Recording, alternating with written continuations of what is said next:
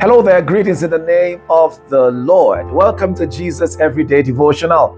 Today's word is titled Overflowing Grace, and this is part 4.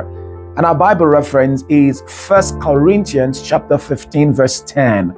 And it reads, "But by the remarkable grace of God, I am what I am.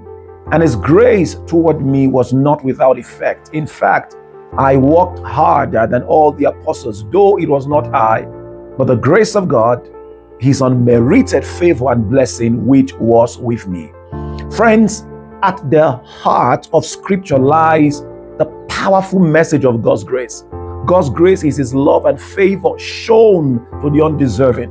In 1 Corinthians 15, after Apostle Paul shared his struggles, the Lord responded, "My grace is sufficient." Paul came to believe in God's grace, experiencing it firsthand in his life. However, many of us struggle and doubt, God's grace, making it difficult to experience it and to receive it fully. When facing doubt or unmet expectation, it is important to lean on God's grace. It is through God's grace that all things become possible. As we are reminded in Matthew chapter 6, worrying about tomorrow will not change anything.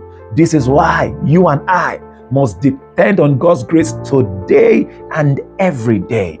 I'm praying for you today that all through this day, you will walk in overflowing grace in Jesus' precious name.